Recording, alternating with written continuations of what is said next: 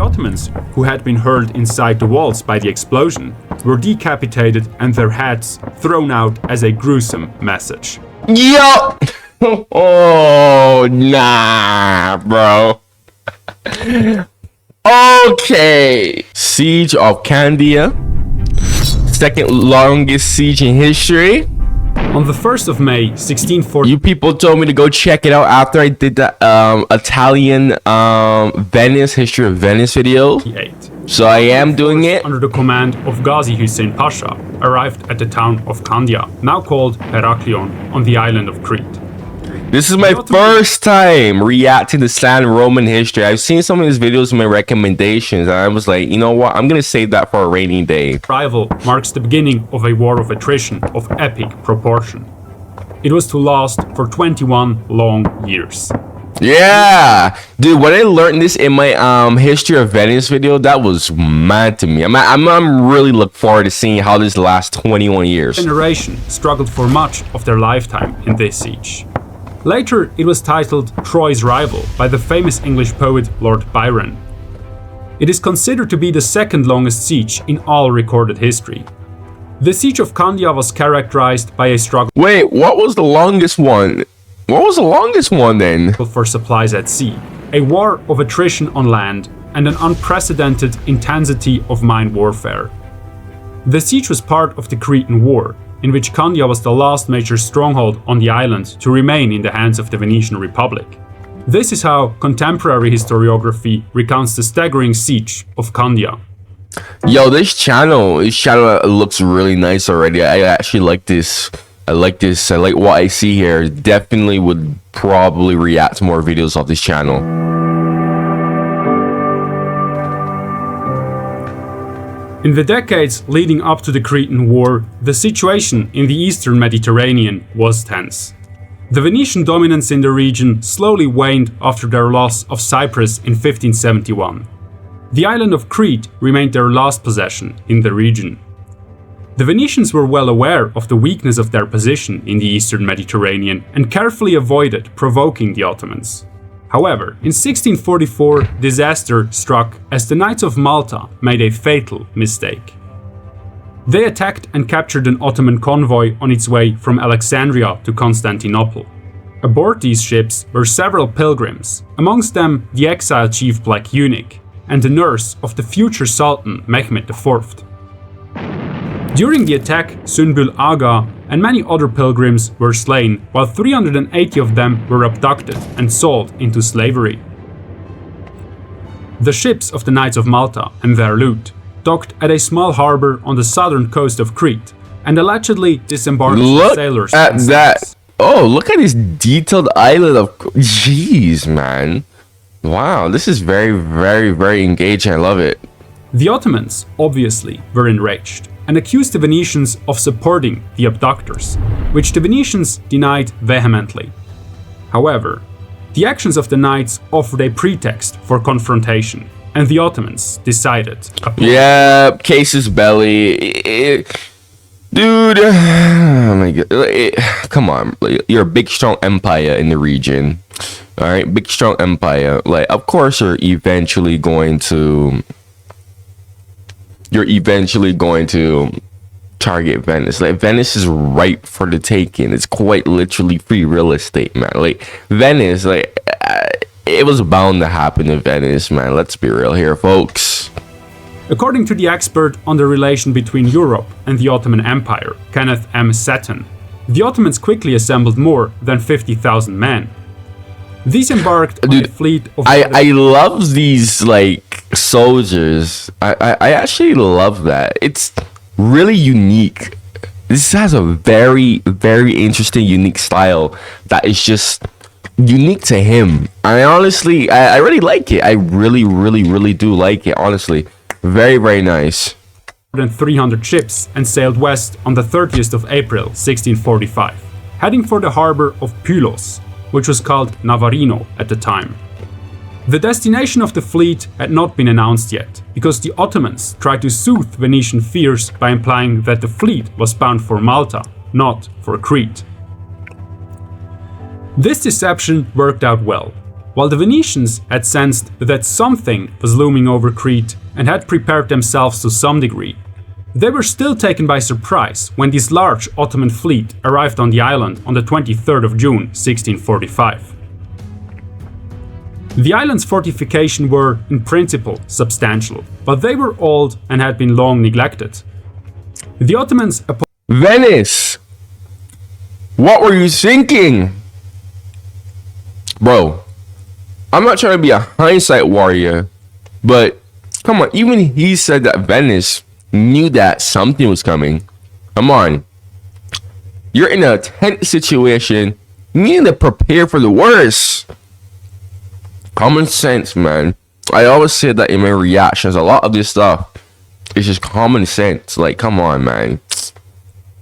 appointed a Proveditore Generale di Candia, a commander only appointed in time of crisis, and bestowed him with supreme power over both civil and military officials on the island.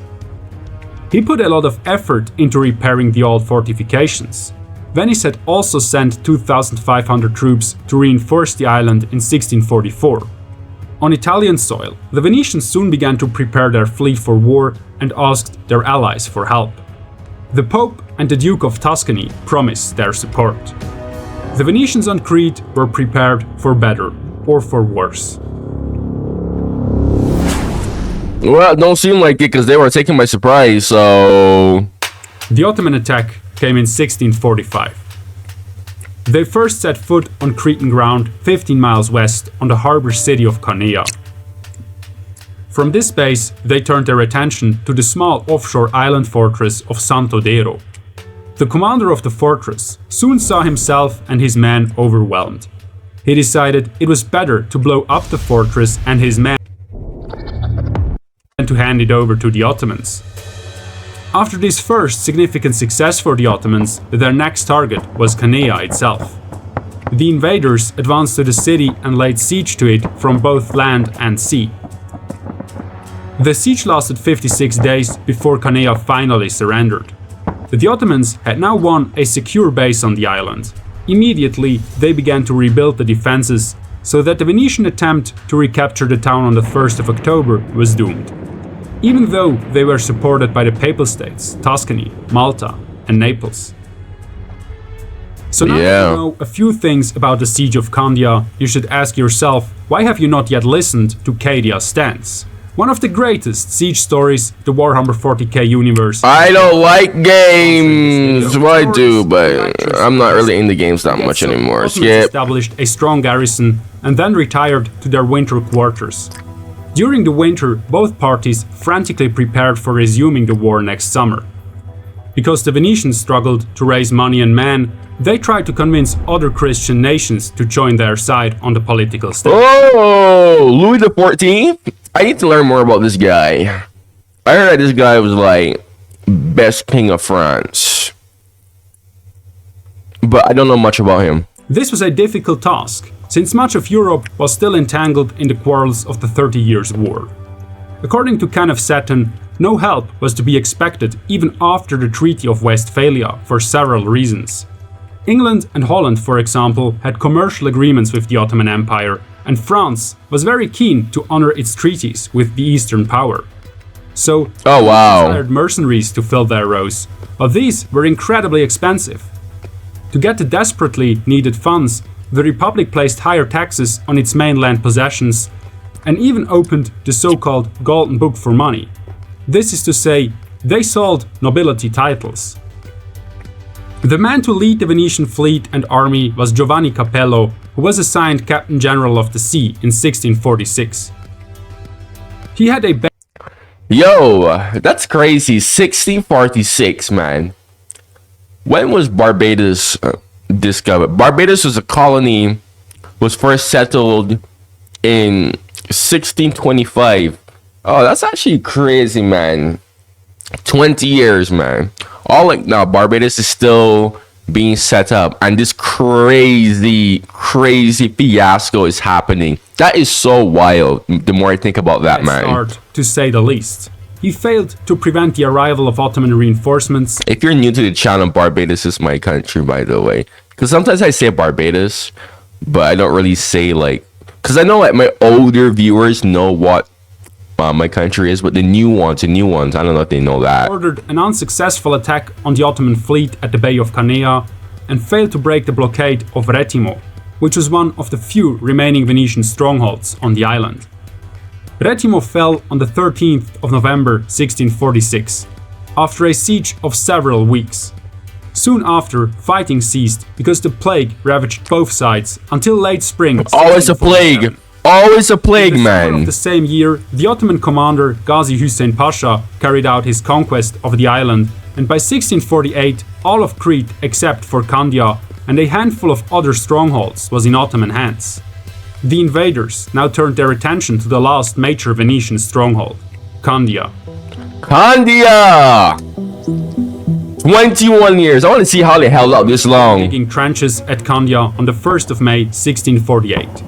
Their commander, Gazi Hussein Pasha, ordered his sappers to invest the city completely. This took them about 3 months. At the same time, the Ottoman navy was cutting off Venetian supply lines. The fight for Candia was bloody and gruesome from the first minute. The Ottomans tested the defenders with several storm assaults and quickly installed a number of batteries and exploded more than 30 mines. The defenders, on the other hand, launched numerous sorties. As winter was approaching, the morale of the besieging soldiers ran low, and their mood turned mutinous. They refused to continue to fight in the trenches, and Gazi Hussein had no choice for the moment but to lift the siege.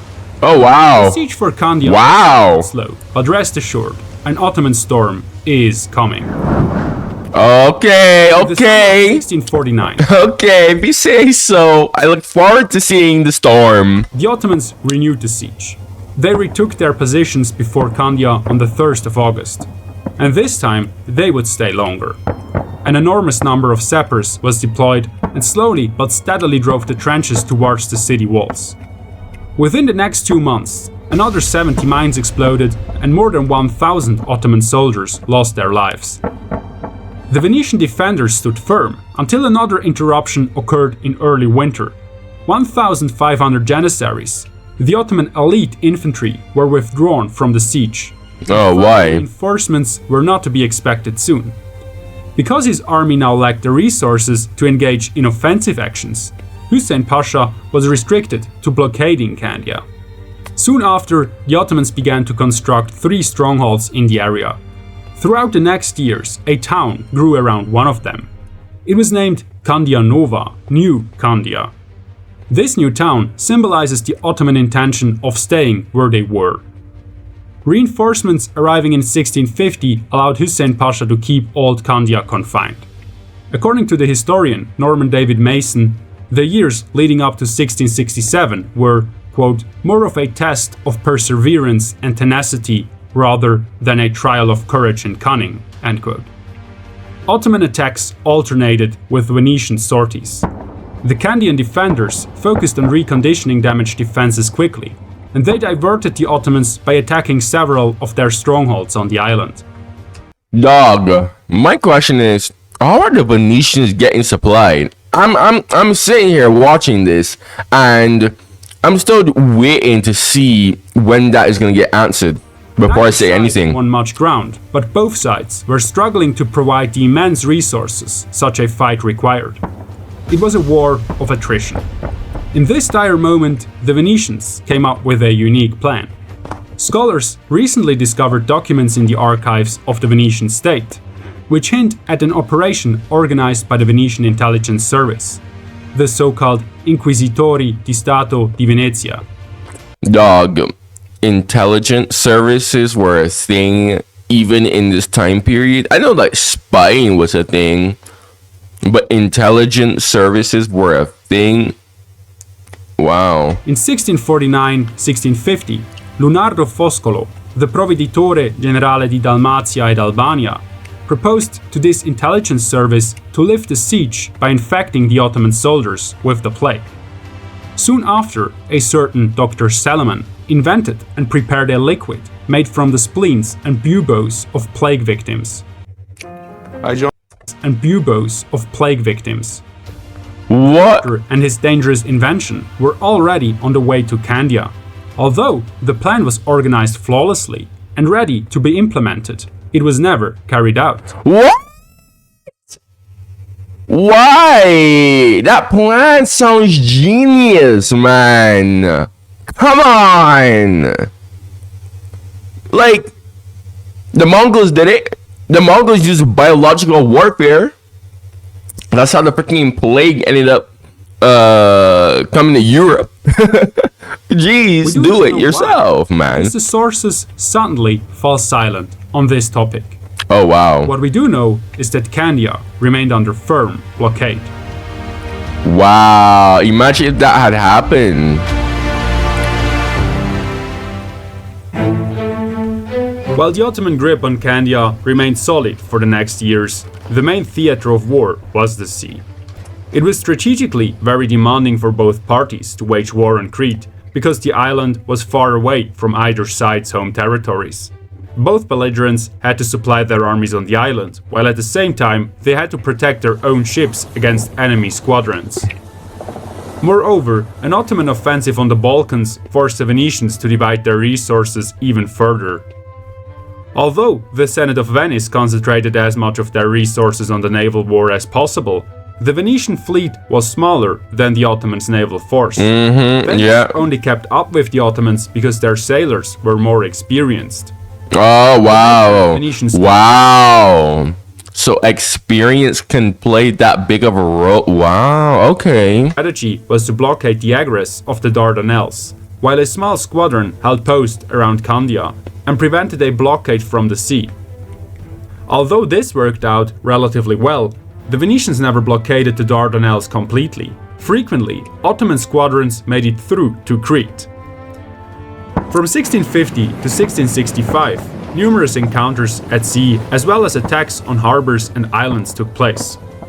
Some of them were major sea battles, for example at Naxos in 1651, at the Cyclades in 1655, or in the Dardanelles Strait in 1656. In general, the Venetians held the upper hand on sea, but they failed to transform their dominance into concrete results. From 1658 to 1666, the war at sea was at stalemate. The Venetians successfully attacked several Ottoman strongholds, but lacked the forces to occupy these places. Yeah. Soon, they were also failing to maintain their blockade. That's the problem with freaking Venice. Is like, you know, Venice is actually kind of capable of maritime power, but they don't have the ground forces to accommodate for that as well. So this is honestly like, you know, I kind of like said this in my a history of Venice, but Epic History TV video. But yeah, man. At sea. The Ottomans ordered the construction of two new forts at the European shore of the entrance of the Dardanelles: Sed el Bar, rampart of the sea, and Kilit Bar, key of the sea. This prevented the Venetians from entering the straits. However, at this time, the Ottomans were not only fighting the Venetians, but also heavily engaged with the Austrians in the Austro-Turkish War. Consequently, much of their manpower was needed on this front. After 1666, the naval theater of war lost its importance. Only one major encounter at sea took place between 1667 and 1669. Wow, The focus of very the war underwhelming. increasingly shifted towards the struggle for Candia. The Ottoman storm. A major development in the war occurred when the Ottomans concluded their war against Habsburg Austria with the Peace of Vassar in 1664. As from now on, the Ottomans had much more manpower and resources for the war against Venice at their hands. Oh The new dear. Grand Vizier Ahmed Köprülü focused fully on this war. As the expert on siege warfare Christopher Duffy emphasizes, Ahmed Köprülü was not only determined to reduce Candia, but he also had the military experience required to fulfill that intention. Yep. Sutton explains that the Grand Vizier began his preparations in the winter of 1665-1666 and dispatched some 9,000. That's crazy to me, man. It's like even in this time period, people were using shields and swords with guns, man. Bro, can you like go back to this time period of warfare again. Now, modern warfare is just now like whoever has air supremacy. Well, not even like air supremacy because, well, yeah, air supremacy. But if the country has like freaking good AA defenses now, because AA defensive have come a long way since freaking World War II, that if they have good AA defenses, like your air is kind of useless. So now it's more like whoever has the artillery advantage and freaking machine guns. It's like 1,000 men, along with ammunition and other siege equipment, to Crete. Ahmed Köprülü himself arrived in Candia on the 3rd of November 1666, from where he moved to the camps before Candia at once. While his men speedily prepared to rekindle the siege and increase the pressure on the town, additional troops and volunteers poured into Crete. By May 1667, about 70,000 Ottoman troops had gathered at the gates of Candia. Although this was partially balanced out by newly arriving Venetian mercenaries, historians estimate that the garrison of the defenders numbered no more than 11,000 men, of varying experience and training. Only 11,000 men. 5th of May, only 11,000 men, and you still can't take this. Wow. Grand Vizier held a council of war with his commanders to determine the dispositions for the siege. The Ottoman storm was coming for Candia in full force. I keep hearing this over and over. 15 years of the conflict, the defenders of Candia had been anything but idle. Some of the most skillful engineers of Europe had been brought to the city to improve its defenses, and they had made the town a tower of strength. While one side of the city faced the open sea, a ditch ran along the city on the 3 other sides. The walls themselves consisted of 7 strong bastions on the landward side and were reinforced by cavaliers, that is, raised platforms providing space for additional artillery. These bastions were connected by a curtain wall, covered by outworks such as ravelins, and several detached forts. Dog, how do you take The something firepower like of the this? defenders was increased by numerous artillery positions and caponniers running along the city walls. The garrison, the city's inhabitants, and the crews of the Venetian fleet had all helped to make the aging defenses of Candia a system of defense which was deemed nearly impenetrable. Yeah, how Köprülü do you break realized this something? on first sight. He abandoned any attempt to take the town by a frontal assault. Instead, he was determined to work his way forward in a regular siege. That is, to drive trenches up to the enemy walls. He chose this option because the low and thick walls of bastion forts were designed to resist artillery from afar while covering all angles of attack with their own cannons. On the 28th of May, the preparations were finished and an army of sappers took to work in the trenches. The Grand Vizier selected 3 bastions on the southwestern side of the city as main targets of the attack, namely Panigra, Bethlehem and Martinengo. Because these points of attack were quite far away from the sea, the Venetian fleet could not provide fire support. Pioneers and sappers drove the trenches slowly towards the city walls, while the labyrinth of trenches and saps advanced ever further. So they're not digging underground. Interesting. I thought they were digging underground because I was gonna say, yeah, if this is me personally, I would not want to dig underground. That is scary, bro. So scary. A storm of shot and shell rained down on the city and caused immense casualties among both the defenders and the remaining inhabitants. It was not long until the Ottomans reached the slope of the glacis, which was intended to protect the walls from direct artillery fire. Now the Ottomans began to install their breaching batteries, which put them in a position to shoot directly at the walls. Oh, wow. Covered with earth and woodworks, soon reached the counterscarp, the side of the trench further away from the city. Meanwhile, the defenders of the town were harassing the attacking Ottomans not only by bombarding them continuously, but also by sallying out from their defenses and meeting the Ottomans with their swords in the trenches. They also continued to divert them by attacking places elsewhere on the island. Due to the superior numbers of the besieging Ottoman force, every attempt to end the siege was deemed to fail. In this dire moment, the Venetian Captain General Francesco Morosini entered the stage. Why does he look like that? The first Ottoman attacks in late May 1667, he arrived together with reinforcements of the Knights of Malta and the Papal States. Is he gonna shoot that cat? Morosini always dressed in red from top to toe and never went into action without his cat beside him. Anyways, more of a threat than the Ottoman trenches and batteries above the ground were the mines, which were dug foot by men armed with shovels. Oh, so they are digging underground. Oh, hell nah, bro. How do you dig underground and you know that you're digging in the right direction? How in the world does that work? Within a few weeks, a network of tunnels was dug around the city. While the Ottoman miners tried to undermine and explode the Venetian defenses, Venetian miners awaited them in countermines, ready to blow up approaches, seps, and mines, and bury the men working in them.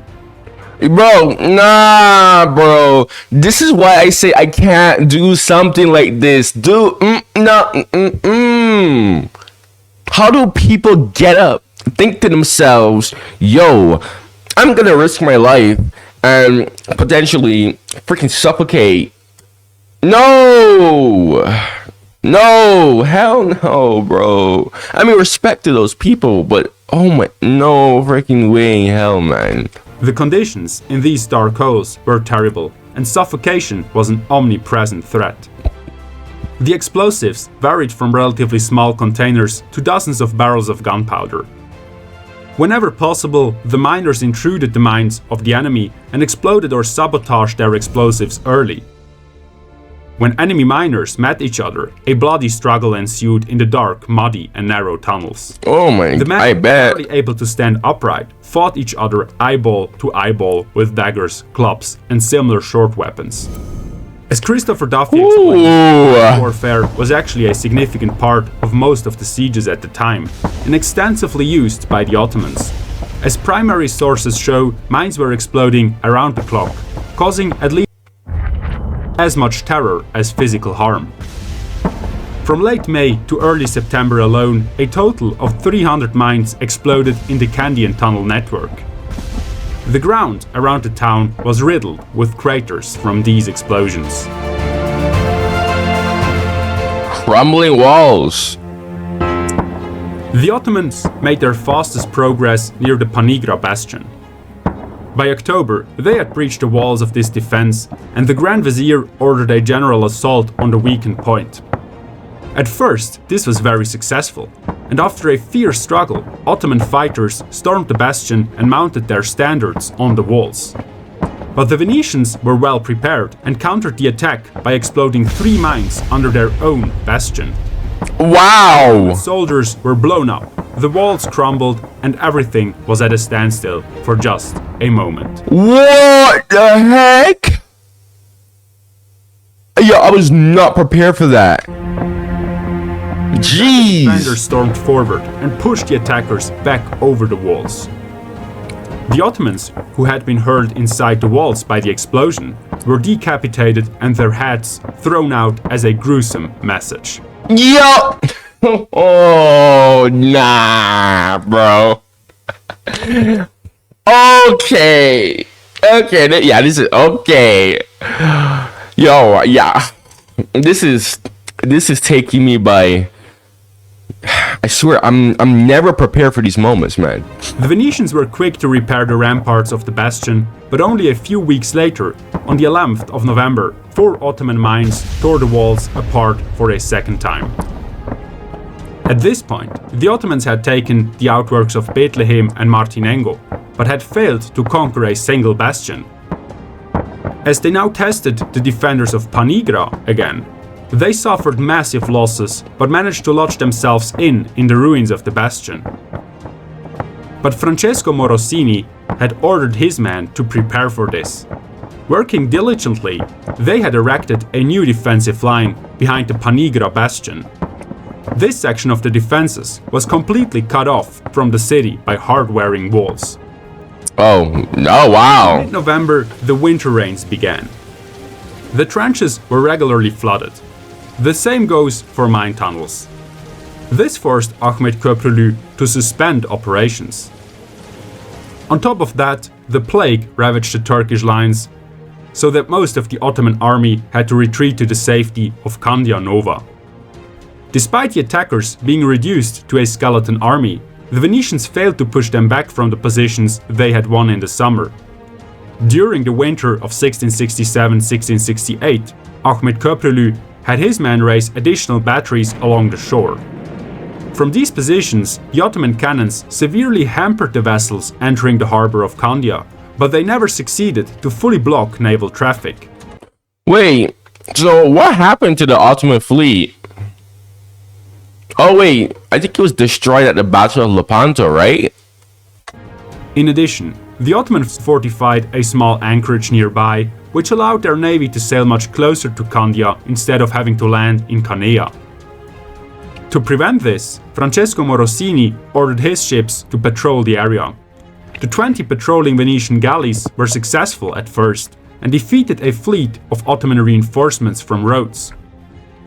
Soon after, however, they were defeated by a large Ottoman fleet in a sea battle near the islands of Ios.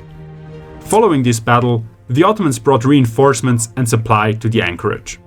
The third Ottoman achievement of this winter was a cannon foundry established near Candia Nova. Because of the excessive firing and the exceptional duration of the siege, the guns of the besiegers were worn out and had to be recast. On top of that, new cannons, mortars and artillery of the caliber the Venetians used were produced so that the Ottoman gunners could reuse the balls fired from Candia.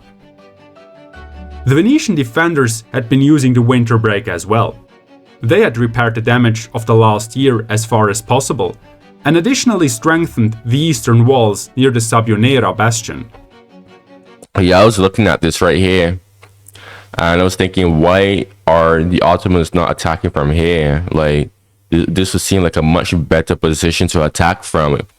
There were signs of attrition, such as shortages of food and powder, but all in all, the situation was not too bad for the 5,000 to 6,000 remaining defenders. The Ottomans, on the other hand, were much fewer in 1668 than in the year before. The pressure on the city, however, was still immense, and according to an eyewitness, quote, "Every day there remained dead 50 or 60 Christians," end quote. Yeah, I bet. Among mercenaries, Candia soon gained the reputation of a venture without return, and recruitment became increasingly difficult. However, Pope Clement IX was almost as eager to hold Candia as the Venetians themselves. Not only did he make enormous personal contributions, but he also undertook massive diplomatic efforts to organize help from other European states. He created an aura of crusade around the Cretan War. In 1668, his efforts yielded first results, probably because the 30 Years' War was over and the Spanish-French contest for northern Italy was in a relatively quiet phase. Venice was receiving more help in form of money and troops from other European states than ever before. Okay. It was not until June 1668 that the Ottomans revived the siege. This time, however, the bastions near the sea became their main targets, Sant'Andrea and Sabbionera. Sant'Andrea, they're attacking, okay. They did not dig, but pile up the earth. The ground between the bastion and the Giofiro River consisted of bog-like marshes and solid rock, and the Turkish sappers had no choice but to bring immense amount of earth from elsewhere to build their approaches. They built a network of sandbags strengthened with gabions and fascines. From their already advanced positions, the attackers fought their way forward step by step. After weeks of struggle, they were threatening the whole western front of Candia. Morosini resolved to more drastic measures. He ordered his cavalry to sally forth and clear the trenches. The mounted men met firm resistance, but then, in a desperate fight, managed to push back the Ottomans from their most advanced positions. How many Ottoman troops are still here? Like, how many Ottoman... shouldn't the Ottomans at this point outnumber the Venetians to the point where, sorties are just impossible to do? However, the besiegers continued their efforts at Sant'Andrea and only the flanking fire of the bastions of San Spirito and Panigra stopped them. Simultaneous to the attack on Sant'Andrea, the Ottomans advanced towards Sabbionera. Yeah, I want to see how this is going to go. Sandy, as the name of the place suggests. Because of this, the miners of the attackers were much more efficient, and they had reached the walls of the bastion quickly. Shortly after, a mine under the walls opened a breach of 60 paces in the bastion's main wall. Oh dear. Disaster was avoided once more only by a newly constructed inner bulwark. Oh, okay. For the Ottoman Grand Vizier, the sorties of the Venetian garrison... Yeah, I was looking at that for a long time because that side seemed much more vulnerable compared to where the Ottomans were attacking.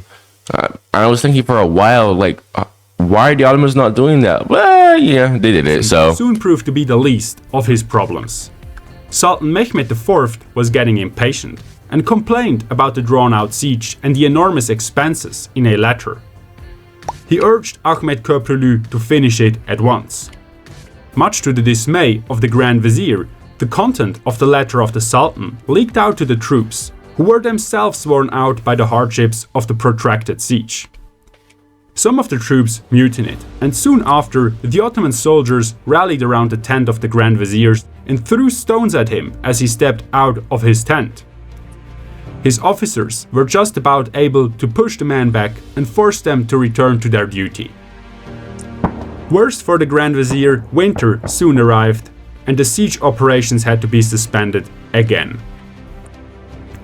The Grand Vizier felt a lot of pressure now and made sure the trenches were guarded strictly, and the campaign of the next year was prepared carefully. He wrote to the Sultan, assuring him Candia was about to fall. Dog, I'm pretty sure Candia could have held if it had more European support.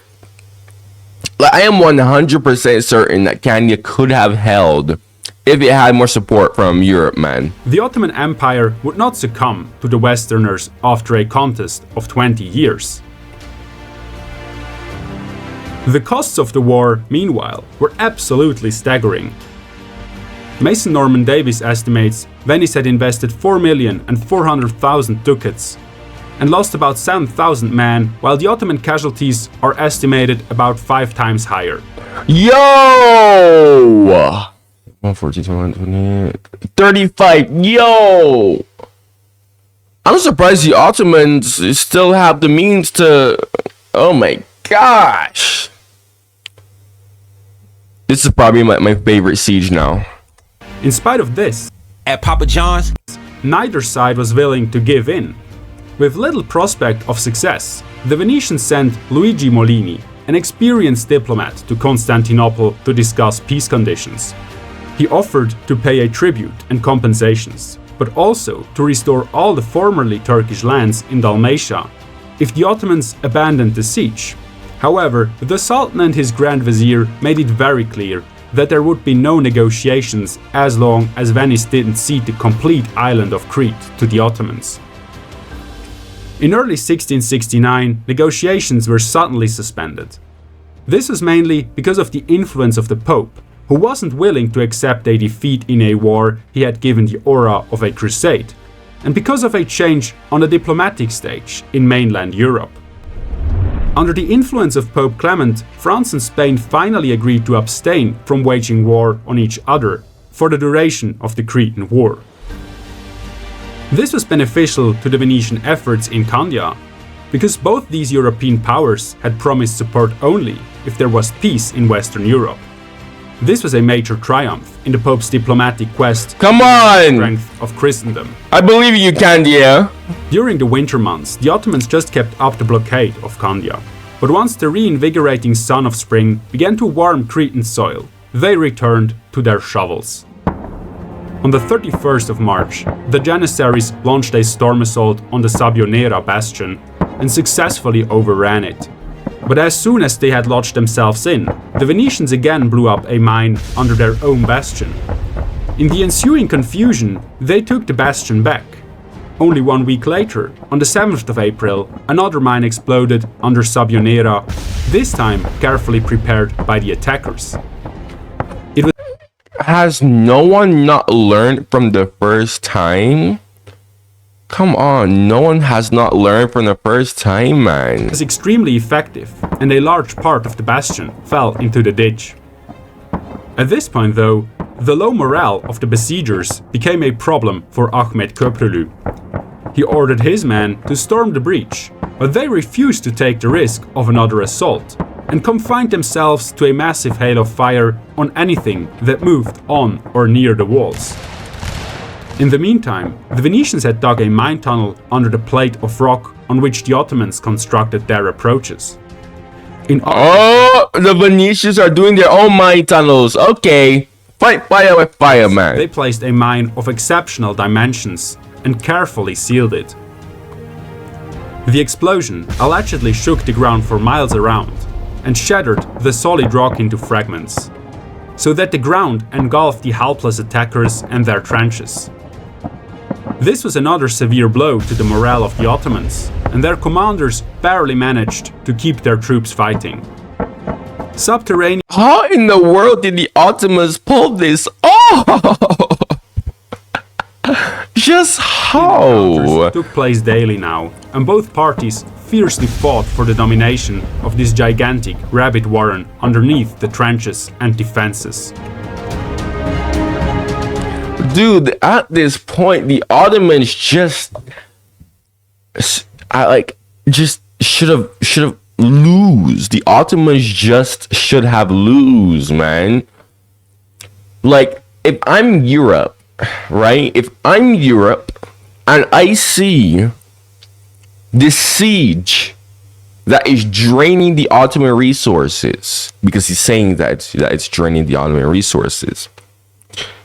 And you know, at this point, everyone was just trying to stop the Ottomans from expanding, especially because, well, you know, this is when the New World was in full swing. Colonization of the New World was in full swing, and the New World was discovered on accident. Everyone should know this because, you know, Europeans were trying to avoid Ottoman trade. If I'm the European kingdoms right here, and I see this, I would full on support these guys. Fully support these guys. It's criminal to me how Europe is just so idle. In June 1669, an allied army of Papal, Maltese and French vessels set sail for Candia. This was one of the largest fleets ever assembled to support the town. The King of France had armed 6,000 men and sent them to Candia. Okay. On the 19th okay, of June, finally doing before something. The heavy warships arrived. Some of the lighter ships already made it to Candia. Aboard were mainly French soldiers who entered the city under the cover of night. Only the musketeers of the king refused such a cowardly entrance and disembarked the next day in plain sight of the enemy. The result of their chivalric landing were several dead musketeers. With this addition to the garrison, the Candian forces were stronger than ever. The arrival of these reinforcements didn't lessen the Ottoman soldiers' dismay, but at the same time Sultan Mehmed IV gave a blank check to proceed with the siege to the Grand Vizier. After a short and decisive council of war, the Ottomans reinvigorated their efforts to take Candia. Meanwhile, the French in Candia grew increasingly impatient. Their commander, Philip II, Duke of Naval, insisted on immediate action. In the early morning of the 25th of June, the French assembled along the eastern defenses of Saint-Demetri and stormed forward in a hasty sortie. Bro, are you kidding me? The French. This reminds me of, what reaction was it? What reaction? I think it was a crusade. I think it was it was one of my Rise of the Ottoman Empire's reaction. And I think it was a crusade. I forgot the battle. But it reminds me of how the French were so impatient and they wanted glory.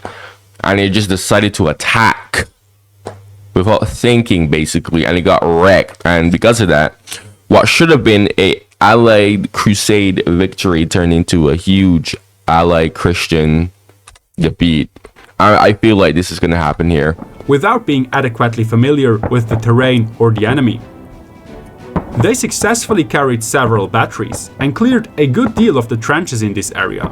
But then an Ottoman powder magazine caught fire and exploded amidst the forward-pushing French. Oh! Panic spread quickly. Nasty! So that they turned around and fled back to the town, leaving about 1,200 dead and wounded on the fields and in the hands of the Ottomans. The rich booty taken from the bodies of the French noblemen and the head money the Grand Vizier set out made the Ottoman camp a thriving market for precious goods for some time. A last-ditch attempt. On the 3rd of July, the sails of the Allied Armada finally appeared on the horizon. A joint assault by land and by sea was launched near the Sant'Andrea bastion. On the morning of the 24th of July, the galleys began to bombard the Ottoman batteries. But after 3 hours of fighting, the French flagship exploded as its powder magazine was hit by a cannonball. Wow, that is so unfortunate. Confusion in the attacking fleet and disrupted the whole enterprise, which ended in a disaster. Simultaneously, the land attack failed too, due to the resistance of the Janissaries and a lack of coordination between the Allied troops. Why would they attack? Why would you attack? Just stay inside the city. You're defending so good. Why would you do that for, man? You're wasting men. I don't understand why they're even attacking. The Ottomans can't go inside the city, or it's basically a death trap. This was a welcome relief for the Ottomans, who immediately returned to their approaches and who were striving for retaliation.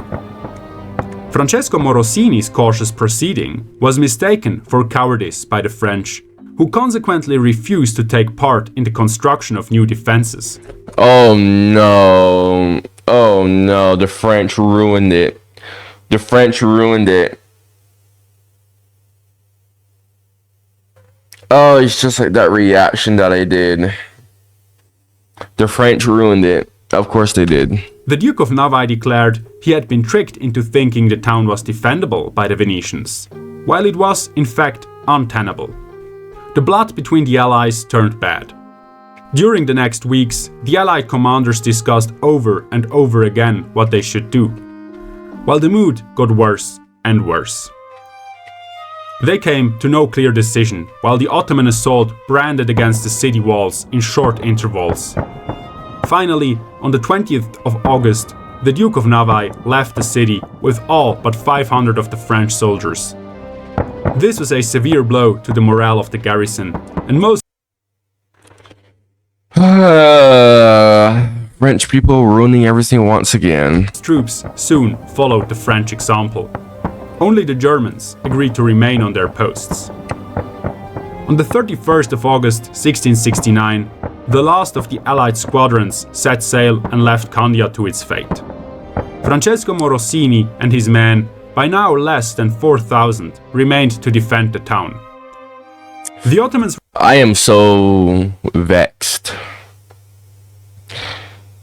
I'm so vexed by this. I'm actually so vexed because this is actually holding. This is literally holding. And it was draining the Ottomans' resources. This literally could have changed the course of history. This really could have changed the course of history. And the French ruined it. When I say I'm vexed, in case you don't know what that means, it just means that I'm mad, salty, angry.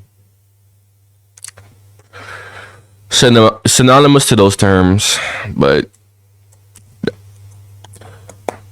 wow. Wow. I don't even know what to say. I'm just... whatever, man. were pushing hard from all sides. The defenses were badly damaged and the men were burnt out. The situation was hopeless. On the 6th of September, Morosini had no choice but to hoist the white flag. After long deliberation, Candia was surrendered on condition that the garrison and all inhabitants were allowed to depart with all military honors, their property and their artillery. The Venetians were to retain their conquests in Dalmatia, Bosnia and Albania.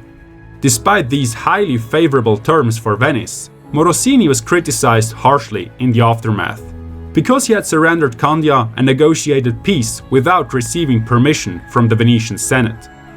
On the 27th of September, the Grand Vizier made a triumphal entry into the town, and the last man of the garrison embarked for Venice.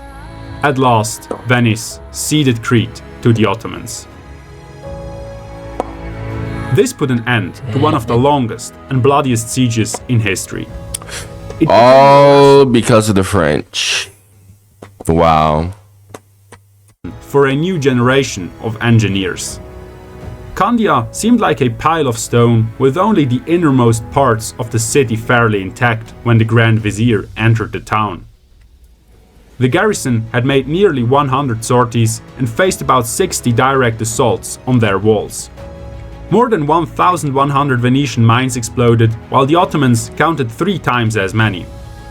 Ooh. The Venetians alone had used more than 48,000 shells and over 100,000 grenades. Jeez. During the 21 years of the siege, about 120,000 Ottomans and 30,000 Venetians lost their lives. Not to Dog.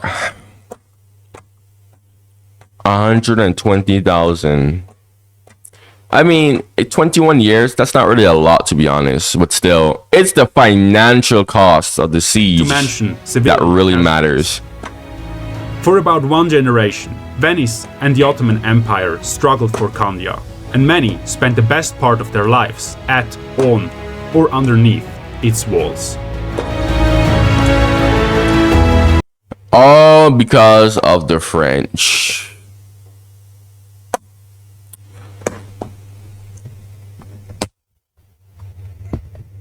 I'm still so vexed about that, by the way.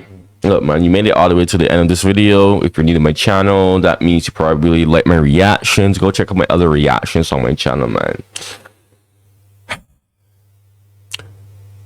I'm gonna be uploading my own original content as well. So if you look forward to that, make sure you subscribe as well. It's about time that I start pivoting to other historical channels. So because of that, I'm probably going to withhold all my suggestions that people have made to me, because I'm getting a lot of suggestions. But I want to pivot my content more. If you aren't new to my channel, you know the drill. Make sure you like the video so that my video stays on the YouTube algorithm, man. Hey, man, look, thank you for watching and goodbye.